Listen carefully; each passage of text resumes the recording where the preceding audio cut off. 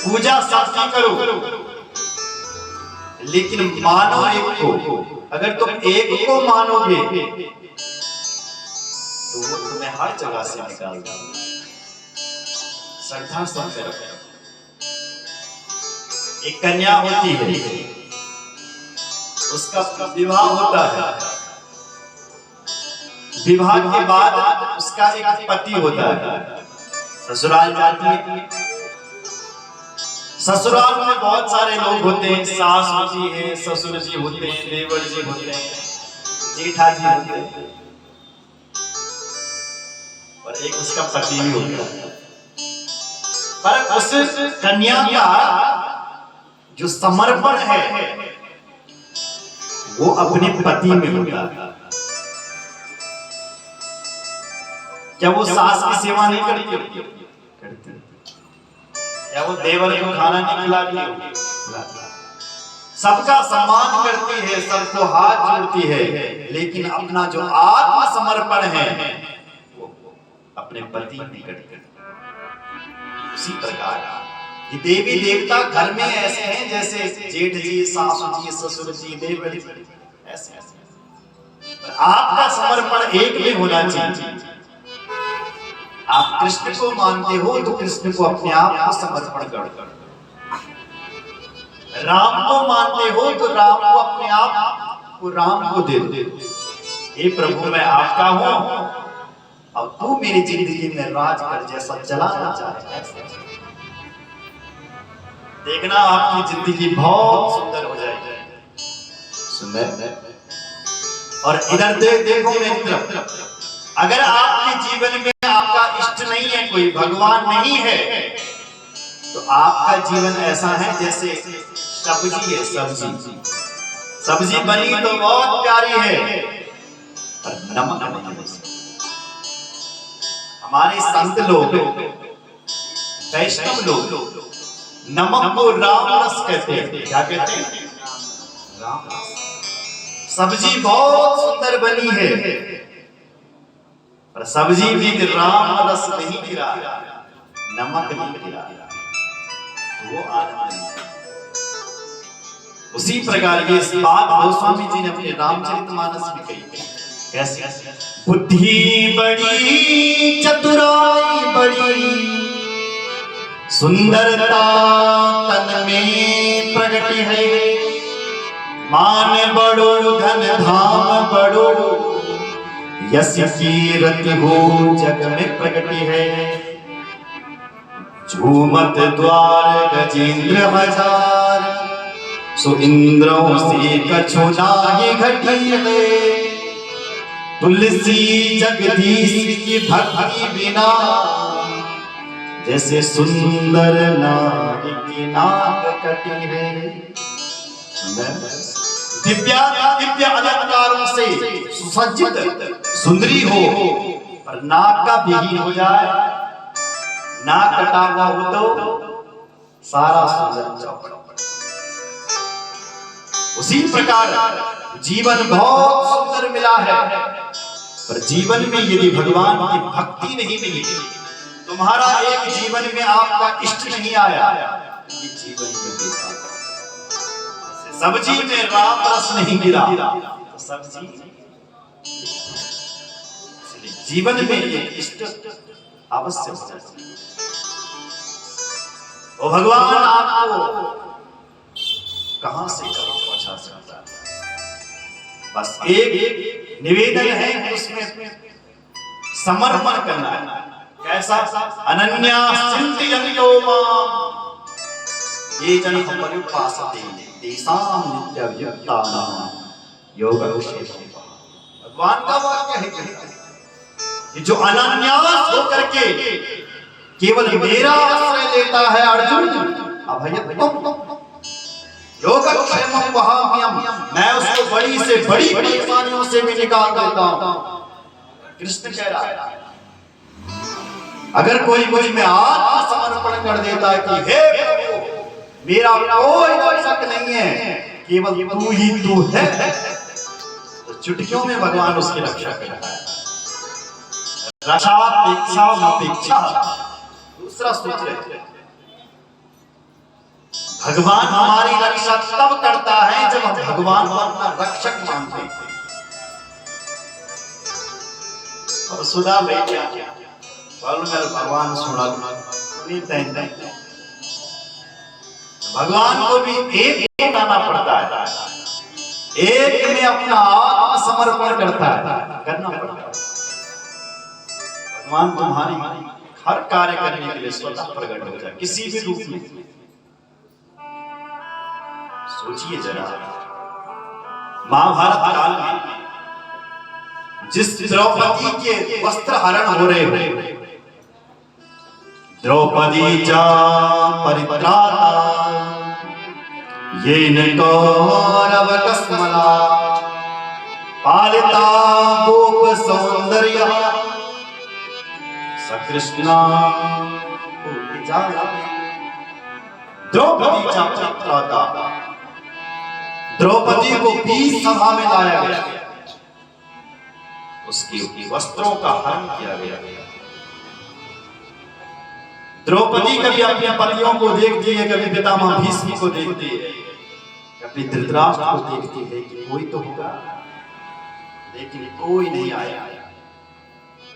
तब कृष्ण को पुकारा, ये मेरा भगवान है, तो आज मेरी रक्षा कर दिया। वस्त्र से उसकी चीर नहीं हरी, उसके कपड़े नहीं हरी, उसकी रक्षा की। कब की? जब हम भगवान को अनन्यास होकर के मानते। इसलिए आज ये बात नोट कर लो, जीवन में भगवान को ले लो, चाहे राम को, कृष्ण को, हनुमान को, माता किसी को, बस उसमें अपना आत्मसमर्पण कर लो। दाता तू है, तेरा ये घर है, मैं से इसमें मुंशी को मारा चलाने वाला मालिक तो तुम। देखना जीवन की गाड़ी कितनी सुलभ हो जाएगी, सरल हो जाएगी, एक ही समर्पण करके। और काम तभी सफल होते जब हम एक काम को करते, एक को मानते हैं, तब काम सफल होता है। जगह जगह सिर फोड़ोगे तो काम बनने वाला नहीं। एक गणेश स्वीकार काम गणेश राम नहीं करेगा, हे राम राम जी सोचेंगे शायद गणेश जी कर रहे हैं, गणेश जी सोच रहे शायद राम क्या करेंगे, गिर जाओ। एक में अपनी शरणागति लगा, चाहे शिव जी को, चाहे राम जी को, चाहे कृष्ण जी को। काम असंभव से भी संभव हो जाएगा जब हम एक ही शरण में जाएंगे। बोल भक्तवत्सल भगवान की जय। और काम करने के लिए दुनिया का कोई भी काम करते हो, उसमें पीछे नहीं हटना है बस। अगर पीछे हटोगे तो फेल हो जाओगे। पीछे हटने का तो नाम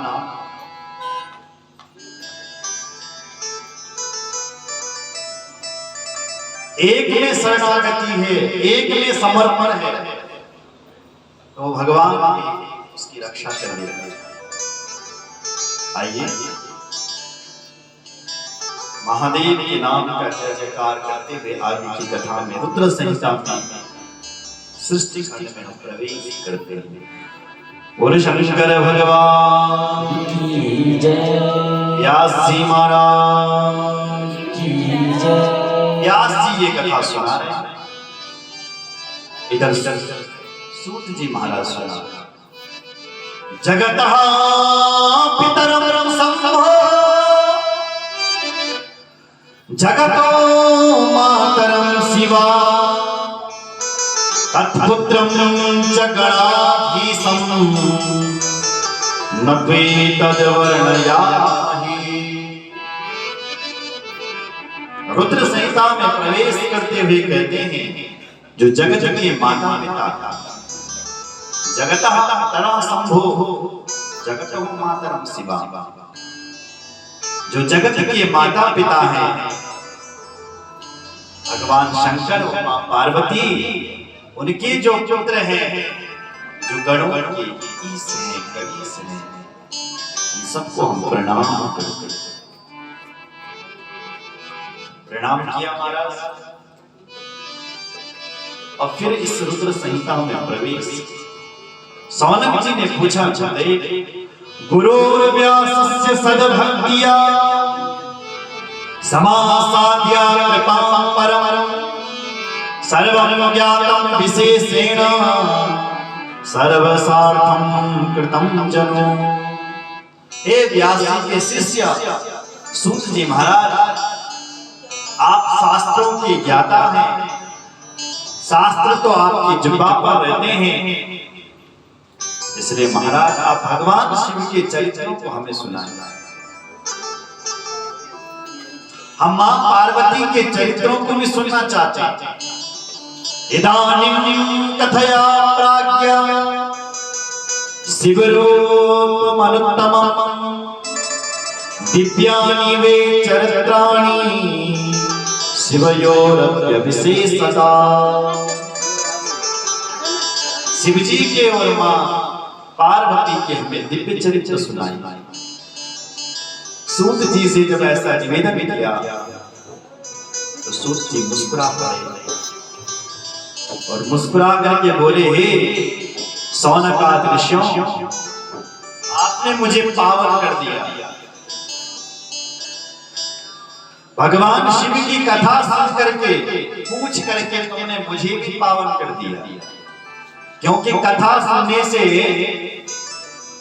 तीनों का कल्याण होता है। किस किस का लिखा है? वक्तारं प्रेक्षकं श्रोत्री जिह्वावी सजनं यथा। तीन लोगों का कल्याण, वक्तारं प्रेक्षकं, कथा करवाने वाले का कल्याण, कथा करवा रहा है, वक्ता का कल्याण, कथा करवाने वाले का कल्याण, और जितने लोग उस कथा को सुनते हैं उन सब का कल्याण। इन सब का कल्याण होता है कथा सुनने से। इसलिए तदपाद सलिलम यथा, जैसे भगवान शालिग्राम का चरणामृत क्या करता है? बोले अकाल मृत्यु हर, अकाल मृत्यु को हर लेता है। तो शालिग्राम भगवान का अभिषेक कराने वाला व्यक्ति एक, बांटने वाला भी एक, लेकिन पीने वाले जो लोग हैं वो अनेक। ऐसी कथा करने वाला एक, यहाँ तो करवाने वाले भी अनेक, क्योंकि ये सामूहिक कथा हो रही और ये कथा आपकी धन से हो रही है। जय श्री राम। आप जो यहाँ दान लिखाओगे कल से डेली, तो उसी धन से कथा होगी। बोलो जय श्री राम। संभो गुणानुवादातो विरज्येत पुमान् द्विजा बिना पशु विलंबिनं त्रिविधा जनानंद करा सदा। गीयमानो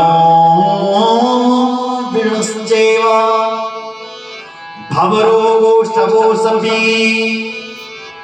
मनः श्रोत्राभिरामश्च यथा सर्वार्थतः समे। गीयमानो विनश्चैव भवरोगा शवोऽपि, ये भवरोग की मीठी दवा है। भगवान की जो कथा है, बोले जय श्री राम। भवरोग, अब भवरोग किसे कहते हैं? बोले संसार को अपना मान लिया,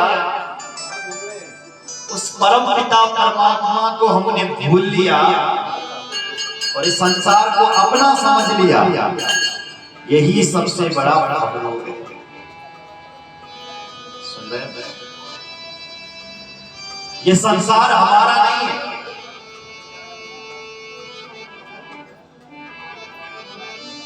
संसार में आए हुए भी कुछ दिन के मेहमान हैं।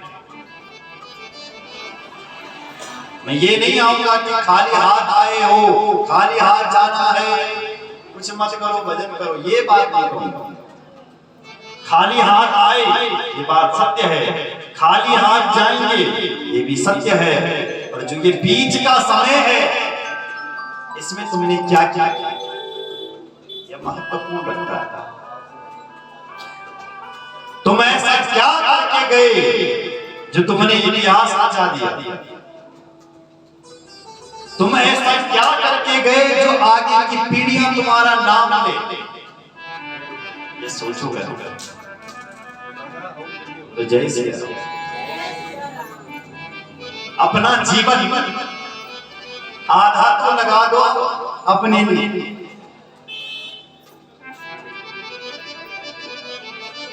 और आधा जीवन लगा दो अपने परमार्थ के लिए, कि आपके जाने के बाद भी आपको लोग याद रखें फलाना व्यक्ति बहुत धर्मात्मा था, इतना बड़ा महान था, आपको लोग दृष्टांत माने। स्वामी विवेकानंद बड़े बड़े महात्मा थे, बड़े बड़े महापुरुष भी आजकल गांव में होते हैं, लोग उनका नाम लेते। हमारे यहाँ एक व्यक्ति था, महान व्यक्ति था, तो आपकी पीढ़ियां आपका नाम लेते रहे, इसलिए इस बीच के समय में कुछ ऐसा करके जाना। बोलो जय श्री राम। अरे व्यक्ति का नाम आता रहे। शिवलीला प्रयत्नेन द्विजास्तां शृणुतादरा। सूत जी महाराज कहते हैं मैं भगवान शिव की लीला सुनाने का प्रयास आपको करूंगा, क्योंकि ये भवोषधि है, भवरोग की मीठी दवा। मतलब जिस झूठे संसार को हम अपने मान बैठे हैं, इस संसार से छोड़ने की ये दवा है। ए माया के पुजारी, आगे की कुछ सोच है, आगे से इससे बढ़कर के भी आगे तेरा घर, और ये घर तो ऐसा मिल रखा है आपको 100 साल की उम्र में, और भी गारंटी भी नहीं है कि हम 100 साल तक यहाँ रहेंगे। इसलिए उस ग्रह के बारे में जानने के लिए ही ये शिव पुराण मिला है। बोलो शंकर भगवान की जय, रामचंद्र भगवान जय, कृष्ण कन्हैया की जय, सद्गुरु भगवान की जय। अब सूत जी महाराज शिव जी के महान चरित्र आगे कहते हैं। अब समय तो पूरा हो गया। महाकथा महाराज भगवान शिव की है, कथा हम कल सुनेंगे। आज वाणी पर विराम करते हैं, ठीक है? बहुत सुंदर सुंदर कथा है शिव जी के पावन चरित्र। कैसे नारद जी भगवान शिव का जाप करता है, नारायण का जाप करता है, उथल पुथल करके नाचता है, भगवान शिव उसको वरदान देने के लिए आते हैं। ये सब आपको कल सुनने के लिए मिलेगा, और भी बहुत सारी कथाएं जो आपको कल सुनने के लिए मिलेगी। एक यज्ञदत्त ब्राह्मण, उसका एक बेटा जिसका नाम था गुणनिधि, उसने भगवान शिव की पूजा को देख लिया, पूजा रात की पूजा को देखा, और रात की पूजा से उसका उद्धार हो गया, केवल पूजा देखने से। तो कल हमें ये पता लगेगा कि भगवान शिव की पूजा का महत्व क्या है। भगवान शिव के आदि आदि करके बहुत सारे चरित्र हैं। बोलो शंकर भगवान की जय। आइए भजन करके वाणी को विराम करते हैं। सद्गुरु भगवान की जय, शंकर भगवान की जय। अरे नाची गए आहा नाची गए मेरा भोले बाबा जी।